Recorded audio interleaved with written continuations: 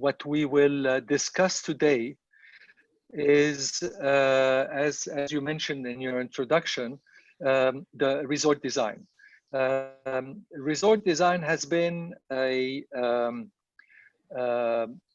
continuous part of my profession and my work.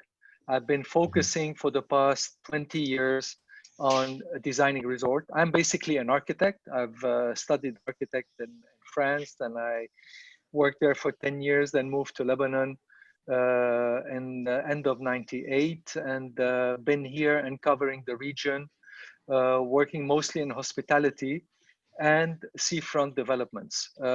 As architect, we got also involved in doing interior design.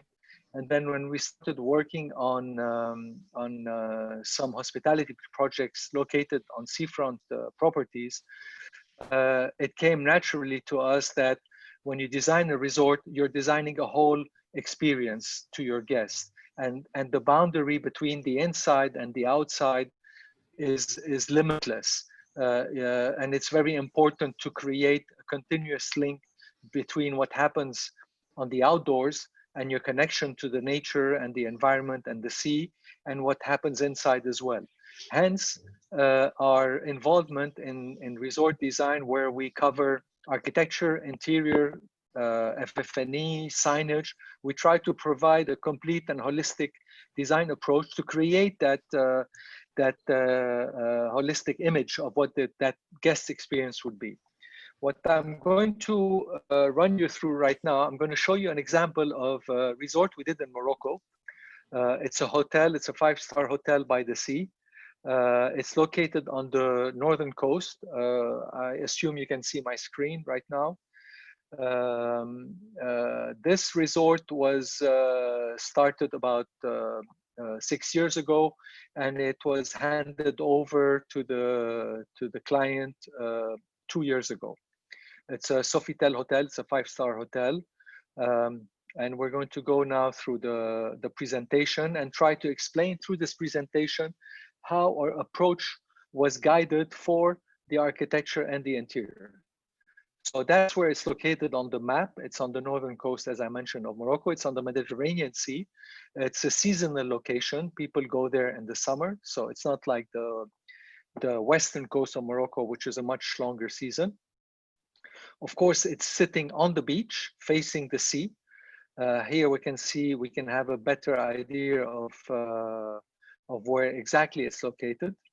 So it's got a direct relationship with the Mediterranean Sea.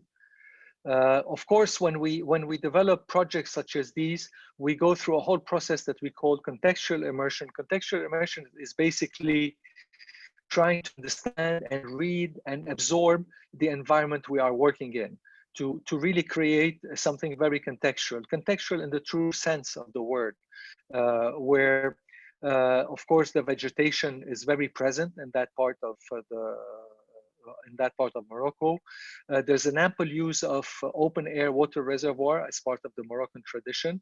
Of course, light is very important, and try and get light as much as possible throughout the project by studying the sun path and creating that seamless connection between the sea and the architecture of the project.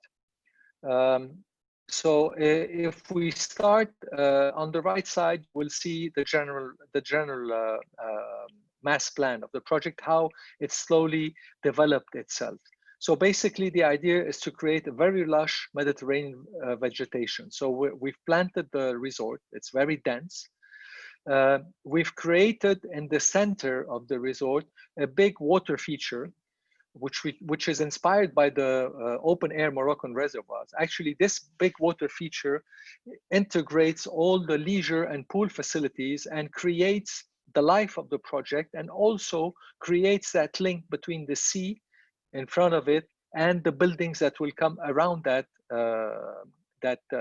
large water span. When we start positioning the building, the way we studied the massing is that the idea was to allow for maximum of light to sunlight to come through the buildings, above the buildings or between the buildings, and allow that sunlight to penetrate the heart of the project. This project is located, it's facing east. So the sun sets behind the project and not in the sea, because we are on the southern part of the Mediterranean Sea. So it was important for us to allow the pool and leisure areas to benefit from sunshine, direct sunshine throughout the day, and not only in the morning, and not having the buildings block the arrival of sunshine around the pool area. So hence the height of the building that were carefully studied to allow for that. Of course, the other big important factor of how we organize the master plan is to allow for each single area of the project, whether it's a guest room, a villa, a restaurant, you name it, face the sea. If you're going to go to a resort sitting on the beach, you don't want to have a room that overlooks the back street that costs half the price. You want to be connected to that beautiful view that you have across. And we've created the massing also to allow for maximum view for everyone who's living within that resort as a guest. So here we can see how we've calculated these sea views. On your left side, you start seeing images of the actual project as it is.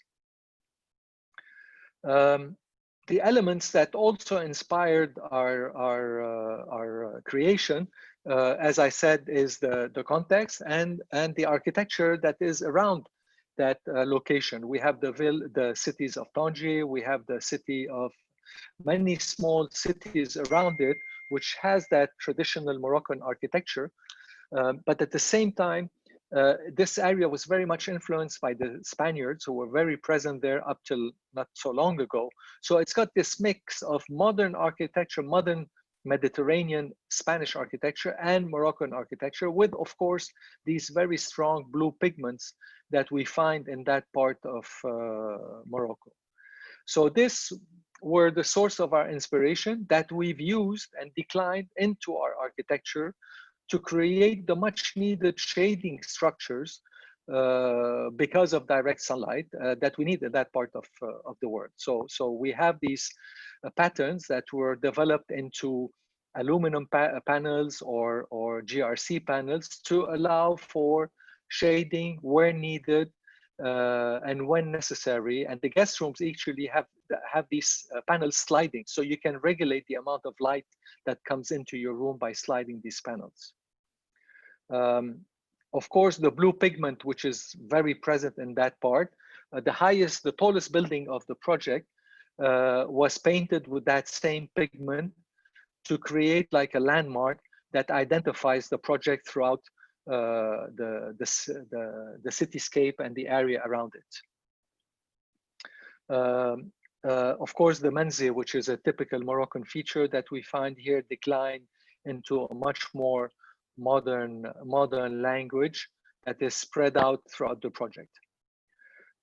Dry stone walls is something, the architecture there is a mix of white adobe walls and dry stone, which is sourced locally. So here we've worked with a lot of local artisans that source this stone locally, and we've used it sparely throughout the project to create that contextual identity that we wanted for it.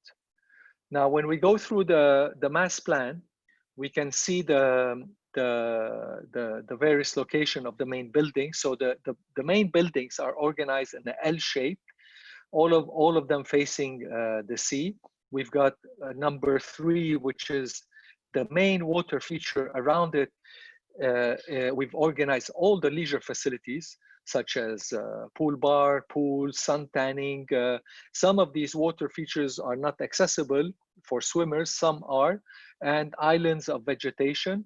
So the water is very present, and it creates that continuation between the link between the sea and at night it becomes magical because it reflects the building when it's lit. And then we've got number 6 are the 2 stories villas. These are 2-bedroom villas that have each one of them their own private pool and their gardens. And on the beach facing the sand, we've got number 7. We have the beach villas, which have direct access to the beach. and have, of course, fantastic views to the sea. The rest is all building facilities, guest rooms, as well as restaurant. Number 5 is a spa. We've dedicated a building fully for the spa. The spa is over 1,500 square meters, so it's quite a subsequent destination, and greenery and vegetation everywhere. Now, as we start looking at, these are images of the project. This is the arrival. The arrival is a glass box, which is the lobby. And that glass box allows for the guest that as soon as he arrives, he can already see through that building the horizon line of the sea across of it. So you're immediately impacted by the open view to the sea. Now, because it's a glass box, and we're, after all, in a climate that gets quite warm in the summer, we had to cover it with a shading structure that it's inspired by the local patterns that creates the necessary shading to make it bearable and livable as a lobby space, and at the same time allow for the see-through and the transparency. And though we have 2 water elements towards the street, which is a repetition of the water feature that we find on the other side. So it creates that continuous link that we always want to emphasize on. Now, when we look at the other side, so when you cross that lobby space and you get to the pool area and the water feature, you can see all the facilities, all facing the sea with that very nice, impactful blue building and shading structures everywhere. The left image is a view of the beachfront villas with the background of that main building, which has guest rooms. All the guest rooms in the main buildings, which are maximum 3 stories high, all have very large balconies, which are living spaces. They're not just a balcony with a table and chair. There's a couch, there's a sun lounging chair. So the balcony is a living space by itself and a continuation with what happens in the room as well. So here we see the water feature linked to a pool bar area with vegetation, and everywhere there's places to relax, to chill, and to enjoy the freshness of the water that surrounds the whole building everywhere. And even the ground floor guest rooms have that connection to water and vegetation. More views of the central heart of the project. Of course, lighting is a very important aspect of the project, so we've put a lot of effort into that. Here we have a kind of an overall view and walkways, and you're always as if you're walking on water everywhere. So water is very present, and next to it, the sea. This is the spa building, which is a building, an independent building covered in stone. It has its own indoor pool, and it has its own Mediterranean garden across of it for meditation and relaxation. These are the 2-bedroom villas. The 2-bedroom villa is a 1-floor, ground plus 1 floor, small building, which has its own garden, its own private pool with a day bed. And here again, you can see the connection, the direct connection between the room and the pool. So as soon as you go out of the room, you can immediately jump in the pool and swim in it. So you're always connected to that beautiful environment that surrounds you. The lush Mediterranean vegetation. Here we work extremely closely with the soft landscape designer, where we worked to specify each species to make sure it fits the environment, the climate, and the story we're trying to tell throughout this project. These are the beach bungalows that are facing the view. They also, of course, have these very large terraces, big open windows that when you open them have a fantastic view from inside out. Each one of them have their own private little jacuzzi, and you can just walk out of your bungalow and go straight to the beach. Now we start going into the universe, into the interiors. Here we had to work closely with the Sofitel brand, which also has its own brand identity that we had to mix and match with our own story. Sofitel, it's all of their main pillars is all about design, gastronomy, culture, and well-being.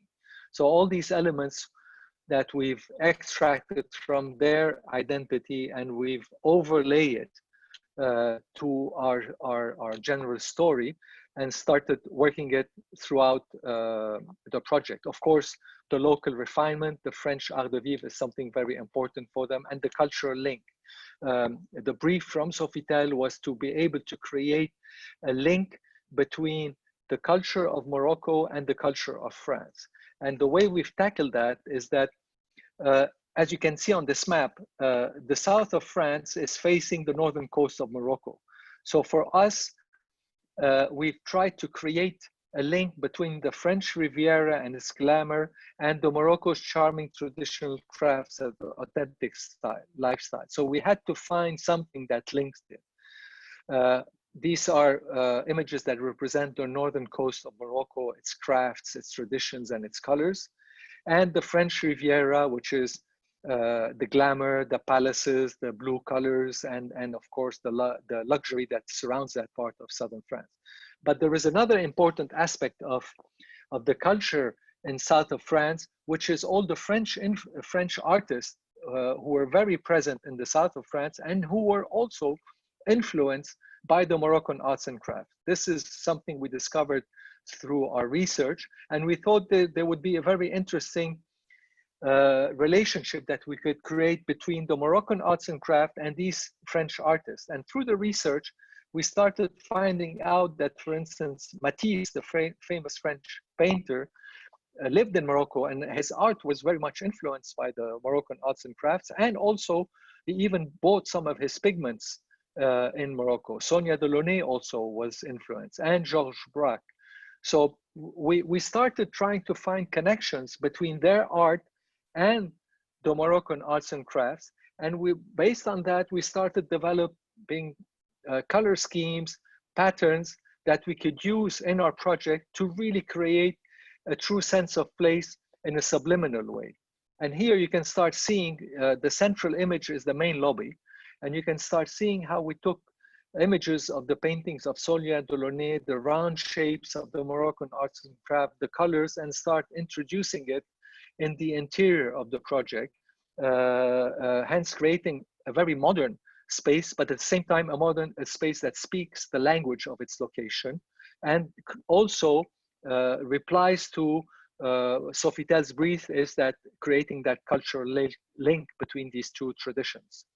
And here we start going into each one of the spaces and how, for instance, the bar, the lobby bar of the hotel was the spices bar. So we took the colors of the spices that we see a lot in the Moroccan traditional souks and declined these into the color schemes of the bar.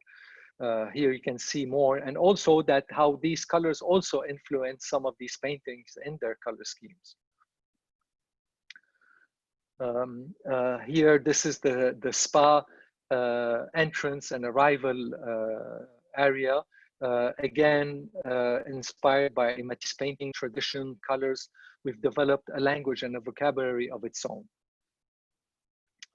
As you can see on the images on the right, the spa, because of its sheer size, we've created full-fledged hammam, inspired, of course, by the traditional hammam, by the materials that we've used, but also by bringing in modernity and colors. This is the indoor pool with the relaxation area facing the pool and the outdoor Mediterranean garden. Even in the kids area, it's very colorful, very playful, in the same way Matisse used to treat some of his painting and some of his art. Now, when we get to the guest bedrooms, we have a big mural in each guest room that is inspired by that art, and it brings in the color of the Mediterranean inside the room. Here you can see how we created that link. Of course, the layout of the bedroom, these are large bedrooms, they're around 60 square meters. The layout of the bedroom is in direct contact with the view. The bed is facing the view. The bathroom can open up completely. So when you're in the bathroom, you can also enjoy the view. And as you can see on the section, that big balcony that is an outdoor living space for the room as well. Here you can see the various positioning where each person, wherever he is, can enjoy the sea view. More views of the rooms. We've used the traditional musharabi, but we've made it in plexiglass to bring it that sense of modernity. So from the bathroom, you have privacy, but at the same time, you can see through that musharabi and enjoy the view. And all this can open up and slide open for complete openness when needed, or it can be shut down for privacy. That's the prestige. Above the spa, we've created spa rooms, which are rooms where guests can come and fully enjoy the room, as well as in-house treatments, training, and everything within the room. So these have a different color scheme, always inspired by these traditions / modern paintings. And all the spaces are modular. They open up or they can close based on how you want to use these spaces. This is the presidential suite. It's a large suite, always that inspiration and these colorful. So it's a very colorful environment, very Mediterranean, and at the same time, very Moroccan. These are the two bedroom villas, what they call the signature villa, where there's always that openness to the outdoor. Indoor sitting areas, outdoor sitting area, you can slide the windows fully open, and all these are directly connected. The color scheme, of course, here is much more in the blue colors, inspired by the paintings of Braque that you see on the left side, and sitting areas inspired by the traditional couches that you can also find in the northern coast of Morocco. The artwork was also selected by us. On the upper floor, we have a 2-bedroom room, which is always the bed is facing the view. Even the bathroom is facing the view, and it's connected to the outdoor pools. These are the beachfront villas. The beachfront villas, you have a bed, it's 2-level. The beachfront villas are entirely made out of bleached wood. Why bleached wood? Because through our research and travel in the region, we found out there's a lot of fishermen who lived on that coast used to build their houses in wooden shacks, so they can go directly from their house to the beach and fish. So the inspiration is the wood comes from that inspiration that we've used for the villas. As you can see, the windows open fully, and you have a complete connection to the horizon line and the sea. And here it shows on the section how that connection works, and that big artwork on the wall that is inspired by the Braque paintings. You see, wherever you are, there's no obstruction. You can sit and enjoy the view, whether in the bathroom, on the bed, or on the couch. That's another view looking to the outside. So this is a quick run through this project, which I think illustrates quite well our holistic approach to architecture, interior, and that immediate relationship between the indoors and the outdoors. If we still have a bit of time, I'm going to take you through a series of projects, resort projects that we've done elsewhere by the sea.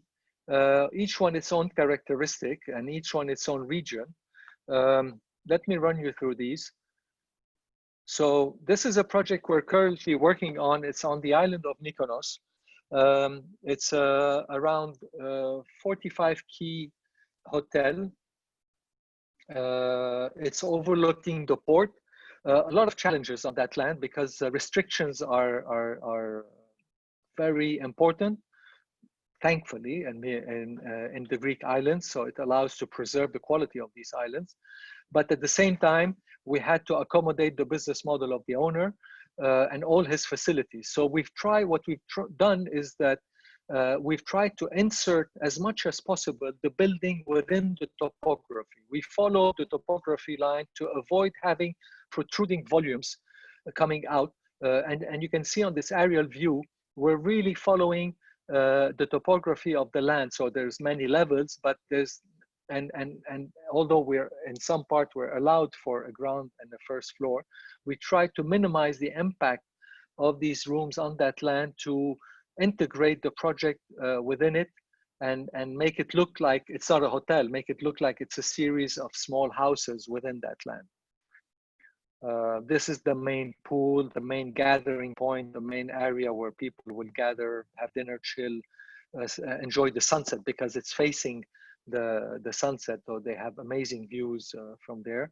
That's a view from one of the rooms. Each room has its own private pool, and it's completely suspended in the air, facing the view with a very comfortable outdoor sitting area. That's the inside of the room.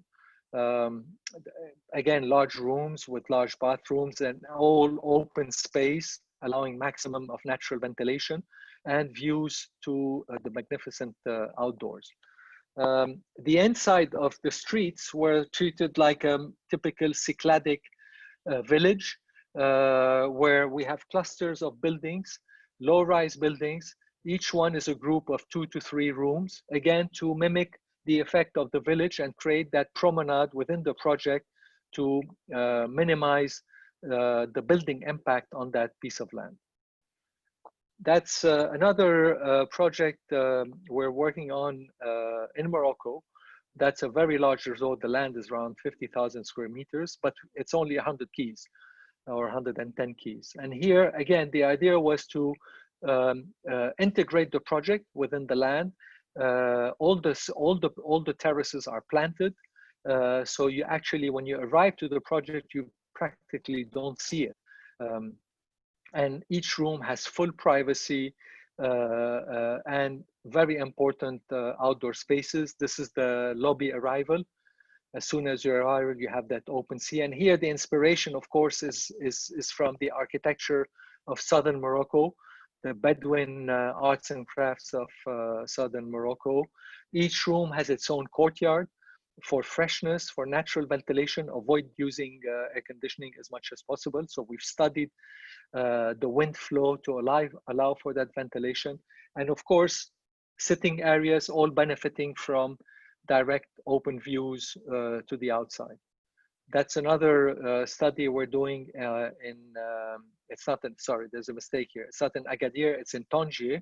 So here the style is quite different. We're more in white color buildings because Tangier is a white city.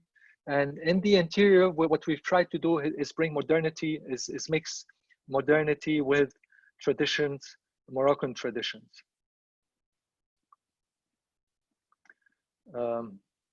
Another project we recently finished in Greece, in Mykonos. We've worked quite a lot on the island of Mykonos. This is a group of 3 hotels within one piece of land. It used to, it's existing structures that existed. It used to be a 3-star, around 200 key hotel. Now it's been transformed into a 5-star, 140 keys hotel with many destinations within that group of rooms. Here, a lot of the items were custom designed and integrated within the architecture. And as you can see, there's always that connection to the outside. We want people to immediately connect with this beautiful scenery that surrounds usually these projects. People pay a lot of money to buy these pieces of land, and guests will pay a lot of money to benefit from it. So we want them to be in direct relationship with the environment, the beautiful environment that they've come to. Of course, art is a very important element. So we've worked a lot, we work closely with art consultants to try and integrate the art within our design as much as possible. Here you can see some of the rooms. We're very minimal, of course, fully open bathrooms because this is summer resorts. The terraces, that's the outdoor, that's an extension of the bar with an outdoor lounge where you can benefit from the view. That's one of the lobbies. That's what you see when you arrive with the beautiful sunsets.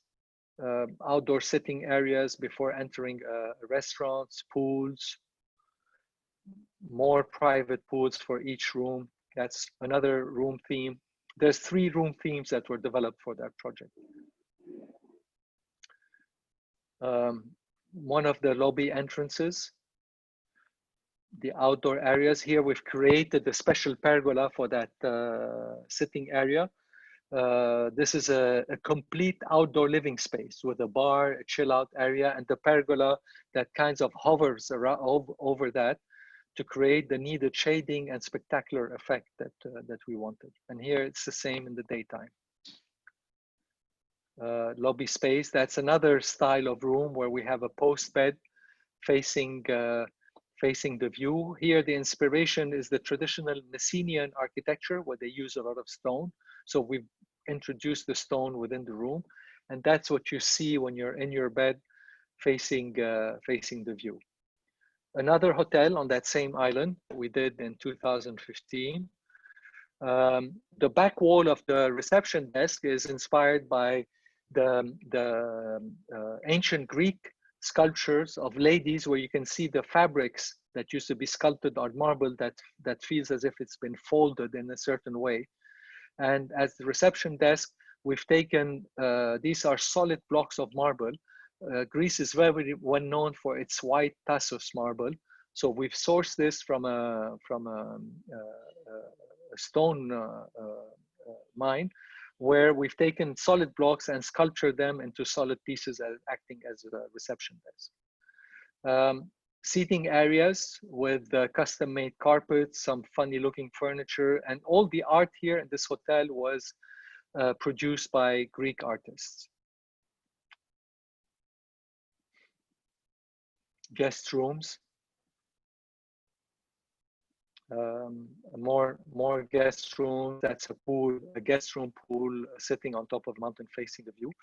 This is a beach resort we've done and a hotel we're doing in Senegal, on the city of Dakar.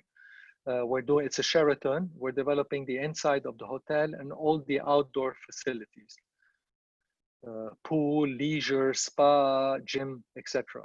These are the inside of the rooms, where we can still feel that, I mean, it's modern, but at the same time, we can feel that Western African arts and craft feel. That's a spa which is underground.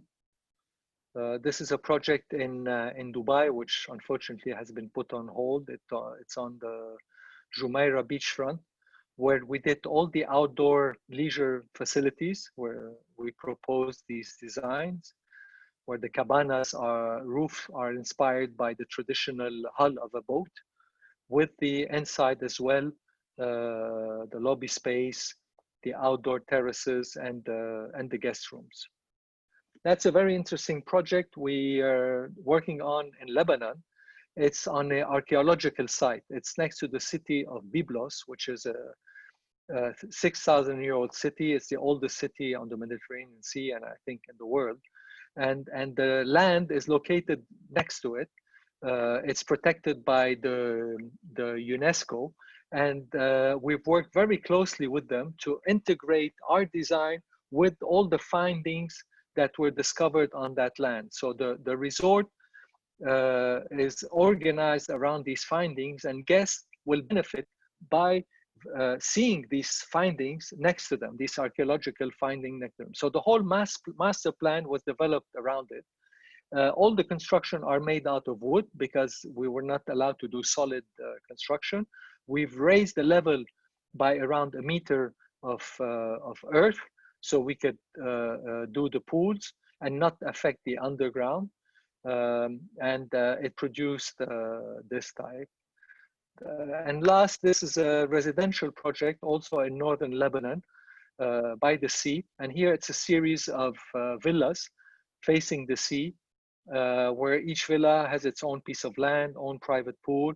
And the architecture is very much inspired by the town next to it, the town of Batroun, where there's ample use of stone. And the white adobe. Now, Batroun today doesn't have white adobe, but originally a lot of the buildings in Batroun and in northern Lebanon were painted in white.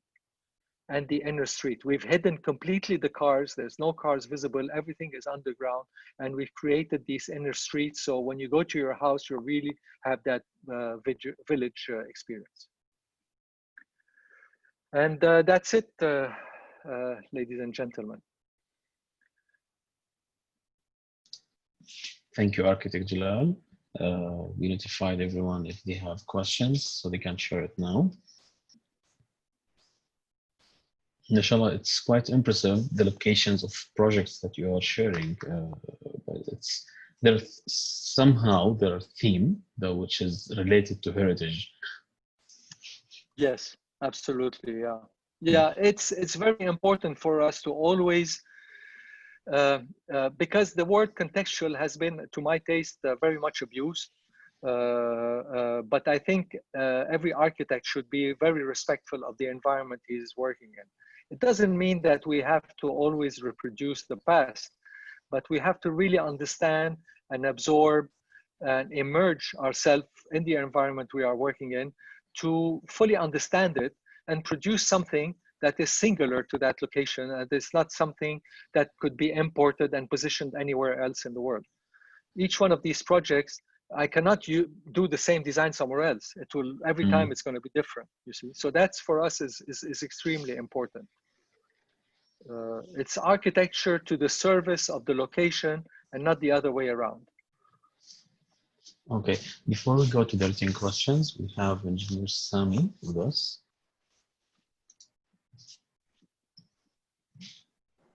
Assalamu alaikum. Salam. Thank you, Mr. Muhammad. Today you brought really a wonderful speaker, Mr. Architect Galal Mahmoud. And please, I would say something. صوتك بعيد شوية. If you can just lower your voice. Yes, please go ahead. Yes, it's better. Architect Galal Mahmoud, I really enjoyed your lecture. The Morocco resort is really a great example of being inspired by the indigenous architectural language. Very much inspiring resort. Consisting thought is really obvious, and that's a project you shown. Materials and their employment, it's amazing and composed with contemporary style, like say minimalist way. A lot of blue building simulated the swimming pool, the sky, the sea, and all surrounded, made it really a wonderful and remarkable project. I really enjoyed. Thank you. The other you presented. And let me just at this moment give, if you could share with us, how do you process the framework of such a project? A lot of components, components from indigenous architecture, components of modern language. How do you articulate the framework of such a project? If you could just highlight it in this, because it's seemed to me it's culture design oriented, which is really being a trend nowadays. That is a positive, by the way. Let's just, I want to share with us, how do you make the frameworks of such a project with different language from history, contemporary, for example, outside landscape? If you could highlight it in this aspect, please. Well, thank you first for appreciating our work.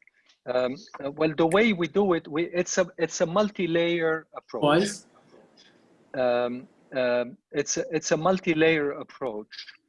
The first thing that we do when we start on a project like this is we do a lot of research. Of course, we travel to the location. We try to live the location as much as we can. We talk to the people. We travel around the location. We spend a lot of time doing, absorbing the environment, the people, the location, the culture, the history, wherever it is. I mean, if it's in Morocco, if it's in Saudi Arabia, if it's there, every country has a story to tell. It has its culture and it has its origin. So our role, and this is what makes our work as architects fascinating, because every time you're learning new things, there's no routine. So we do that exercise. We talk, we travel, we live it. We do research, of course, when we come back to the office, and gather as much information as we can on that particular location. And for that project, because we have so that's one layer. Then the other layer that comes in is that you have a brand, a hotel brand called Sofitel. Sofitel is a French brand. And they came to us and said, we have a brand identity that you have to respect. You cannot do whatever you want. Our brand identity is to find a cultural link, a link of culture between Morocco and France. So here we go again and try and find what would be the link, the cultural link between these two countries. And because these two countries, when you look at the map, they're facing each other. They're each one on each side of the Mediterranean Sea, you see?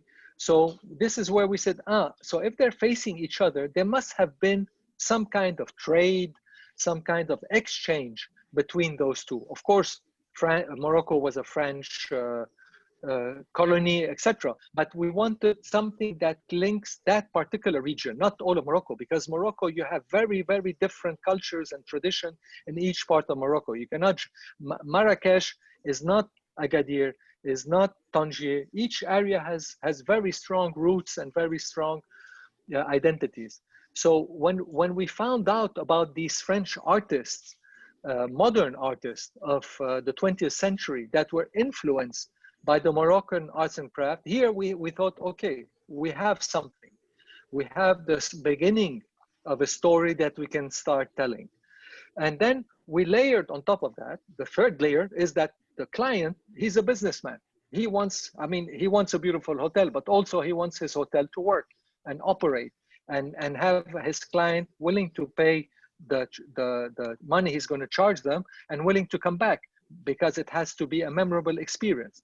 So he paid a lot of money to have that piece of land on the sea. So here architecturally, the priority was to organize the plan or the master plan to allow for each single guest who's at this hotel to benefit from the quality of that piece of land, which is facing the sea, and that location on the Mediterranean Sea. So you see, so when you combine these three layers, things start to take shape. It's very complicated at the beginning because it's like a puzzle. You have so much information that you have to filter to start creating that experience. And then the way we do it is that we work the buildings and the organization of the building as if you're walking through it. It's a choreography. It's like when a composer develops a ballet choreography. He's going to tell each dancer how they're supposed to dance.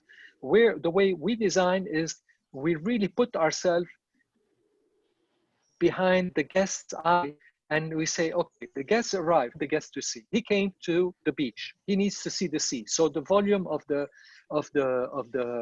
lobby has to be transparent because we have to show him the sea as soon as he arrives because that's what he's been waiting for. He traveled 3, 4, 5, 6 hours by plane plus an hour by taxi. He wants to arrive and be completely taken away by this location, you see? And that's how things starts, composing itself. Now, the modernity of that building comes from the fact that that particular coast of Morocco, the architecture of it is very modern already. The Spaniards who were there present for many, many years, and they still have a piece of territory within the boundaries of the Moroccan land, brought in that modern Spanish architecture. So we thought, that's also something we should consider as well, because it is part of the local culture, you see. So it's a combination of multi-layers and we're always going back and forth between each one of them, because it's important to link them all together to create that harmony. It's not easy because it's challenging at every moment. There's no shortcuts. You have to go through the whole process. And if you try to take shortcut, it will immediately show on the end result. So you have to be consistent and stick to the principles that you establish at the beginning. Thank you. Thank you. Thank you. So we have another voice question before we go to the written questions. This is Hanan. Hello. First, I would like to thank you, Architect Galal Mahmoud, for this absolutely great work, and it's so inspiring and creative. Thank you. I have 2 comments and 1 question. The first comment is, I really love the concept behind the design and the inspiration behind the design choices that you made in all of the projects you presented. And I loved the artworks in the first spa design, and it really played a great role in this in each room. So thank you for this great work. Thank you. For the questions, regarding the spa design, the Mashrabiya part, when you changed its material, don't you think it loses part of its soul when changing its material to meet a level of modernity? Or I don't know, what's your opinion about this? That's it. Yeah, listen, this is a very good question. It's all about how modern do we want to be? We're looking at the future. The past, it's important. I mean, if you don't know your history, you don't know how to manage your future. But we are modernists. If I was restoring a traditional house, I would stick to the millimeter, to the tradition and to the material and to everything of how it was. This is very important. And actually, when I worked in France for 10 years, we did a lot of restoration of landmark classical buildings. And there was, I mean, we were going completely traditional, because we were not allowed to actually by the commissions to modify anything. So everything we restored was as per the original material, finish, proportions, everything. Now, when you look at a contemporary project, you need to, I mean, our role, I think, as designers and architects is to take these traditions and find ways to take them further, because there's many factors that come in. And in the Moroccan project that I showed you, these shading structures that we have on the outside, they have to withstand weather, they have to withstand maintenance issues, etc. So that's why we started using modern finishes to make them also feasible from a maintenance point of view and from a business point of view as well, you see. So we've used traditional patterns and motifs and all that, and we've brought in modern finishes to see if we can push this further and if the result will be as good, because the origin of these shading structures is to create shade. So we've used them to actually create shade. We didn't use them as a decorative element. We used them because we needed to shade these areas, you see. So that was the approach. Okay, we have a couple of questions here, and one of them, we have first question from Rina, but it's about Lebanon, so we'll keep it to the last point. And we'll go with the second question, which is from Eli. He says, I highly appreciate Mr. Jalal's designs. My question, how important is the crystal chandelier installation in your project? How important is what? Is the crystal chandelier installations in your project? Well, it depends on the space. It depends on where it's located. It's not a must. I mean, it's not a must to have crystal chandeliers in every project. It all depends on what the purpose of it is and how you want to use it and what you're trying to convey as an image. If you want to convey luxury and opulence and space, then yes, there is a use for it, and you need the height. You know, crystal chandeliers are very important if you have enough height. If you have low ceilings, then there's no use using crystal, because they won't be emphasized, and we won't give them the background that they need. Yes, we have a question from Basma, I think, which you already answered now, Sami, which is, how does architect Jalal get the design idea in his project and start at the design idea, which I think you already briefed it in detail with Sami. So I will go to the other question, which is actually, do you think your designs can be called a sustainable design? Yes, definitely. That's something I didn't mention in my presentation, but we do work I mean, in one of the projects that I showed you in the second presentation, the other project we're doing in Morocco, the way we've organized the architecture and the room, we've studied the wind flows, how the wind circulates in that part of Morocco. And we've designed the room in a way so the wind would come naturally in through the courtyard and come out again to avoid using air conditioning as much as possible.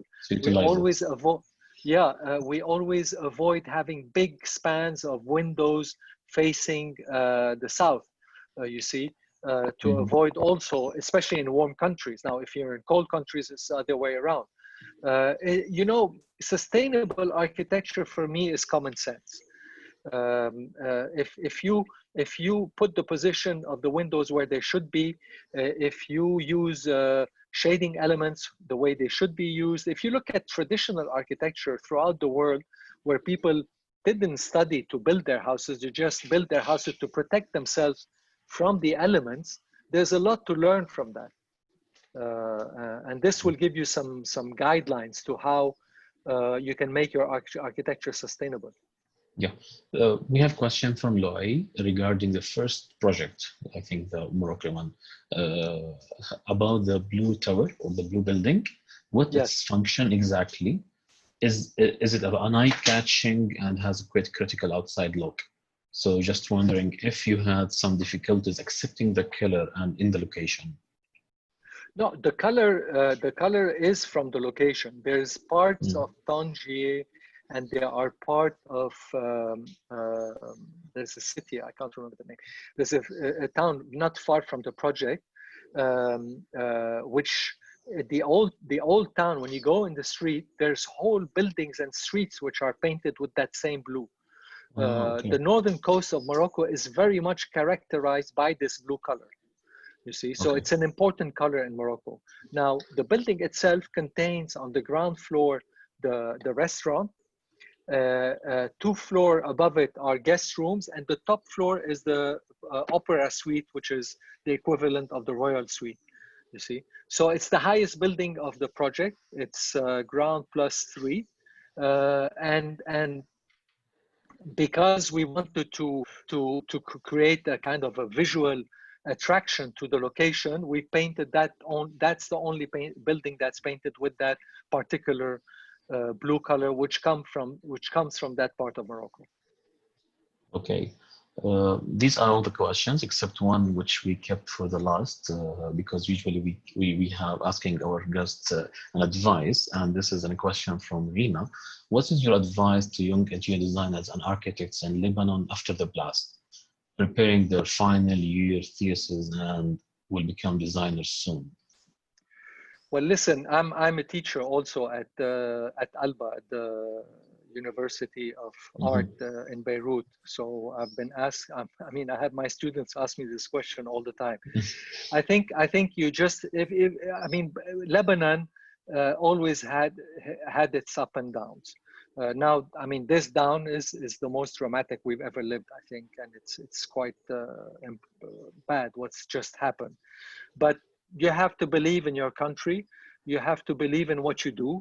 The universities of Lebanon, I don't know where these students are studying, but most of the universities of Lebanon, my advice to those young students who are finishing is to try, if they can, if they have the possibility, to find jobs, internships, whatever abroad throughout the world. Go wander the world. I mean, go for 3-4 years. I know this needs money and all that, but you know, all the big architects, Le Corbusier, Tadao, Ando, everyone did that. When they finished their studies, they went and wandered the world, did odd jobs, worked in offices, any kind of architecture offices as intern or full-time employee, just discovering countries and learning about the world. This is something you have to do. Do that for 2, 3, 4 years, and then you'll have plenty of time to come back to your country with this education that you have gathered and this experience that has filled your eyes and your mind to come back and build a better Lebanon to all of us. Thank you again. I was going to wrap up, but we had now just an interesting question. Is it okay? Yes, it's okay. Okay. Go ahead. I think this question from Buzaid, he says, my question is related with the culture and physical environment. By developing such projects, you are lucky in a way that it looks like, we call it architecture of the prince. What is your attitude towards the traditional and vernacular architecture? The interpretation is limited to make copies with other new materials, or is going to keep to analyzing the existing and developing a new language? I think it's a combination of both. I think it's a combination of both. It's, you know, architecture is work in progress. It's a good question, because we always ask ourselves that: how far can I go, and how far can I develop a new interpretation of what I'm doing and what exists around me? It's open. You need enough maturity to be able to be respectful. You should not seek for creating an object just for creating an object and have it on Instagram. I mean, that's how I see it. But if you are respectful, as I already said, of the environment you're in, and you're willing to push it and push what's around you further into something very modern, completely reinterpreted, why not? Try it, but be respectful of the world and the people and the environment you are working in. So this demands a lot of humility and a lot of maturity. And to be frank with you, as far as I'm concerned, I mean, I'm 61 years old. I'm learning all the time, and I'm exploring all the time. And I try to see sometimes how much I can push that, to be able to find ways into making our environment and our world a better place. But some have the talent to be able to push it further much sooner, much better. But one have to be careful with that, because sometimes if you miss it, you can create monsters. Thank you again, Uncle Jalal, and thanks for answering all the questions, and everyone who was with us tonight. Thank you. But thank you all, and Muhammad, thank you very much for hosting me in this presentation. Shukran. Good luck to all of you. Thank you. Bye bye.